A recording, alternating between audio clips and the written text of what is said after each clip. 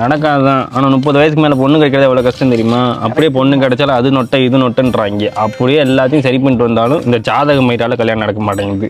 சரி ஆளை பொருத்தமாலன்றாங்க. இப்ப இந்த ஜாதகம் கிழிச்சு எல்லாம் தூக்கி போட்டா மட்டும் அப்படியே பொண்ணு தேடி கொடுத்துருவாங்க. ஆகாதுதான். என்ன பண்ண சொல்ற? சரி ஜாதகம் செட் ஆகல, உனக்கு தான் புதுசா ஒரு ஜாதகம் உனக்கு ஏத்த மாதிரி செட் பண்ணிக்க வேண்டியதானே? அப்படித்தான் இன்னைக்கு நானும் ஒரு டம்மி ஜாதகத்தை ரெடி பண்ணி போய் கொடுத்தேன். செட் ஆயிடுச்சா? கிழிச்சிச்சு. டூப்ளிகேட்டுக்கு அந்த பொண்ணு ஜாதகம் செட் ஆகல. நான் வச்சிருந்தேன் ஏற்கனவே வச்சிருந்தேன் ஒரிஜினல் ஜாதகமும் இந்த பொண்ணு ஜாதகம் தான் செட் ஆகிருந்திருக்கு. அப்படித்தான் இன்னைக்கு வந்த பொண்ணு மனசை நானே மண்ணள்ளி போட்டு கெடுத்துக்கிட்டேன். எப்படி இருந்த மனுஷன்யா இப்படி இருக்கியா? முதல்ல உனக்கு ஒரு ராசி போல நீ டிவியில் ஒரு போட்டோ கூட பார்க்க மாட்டியா, காலண்டர் கூட பார்க்க மாட்டியே. நீ இப்படி இருக்கு மனசு வலிக்குது.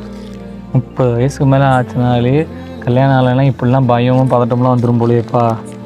சரி நீ கிழிச்சு மனசை தேர்த்து இன்னும் போகிறோம்.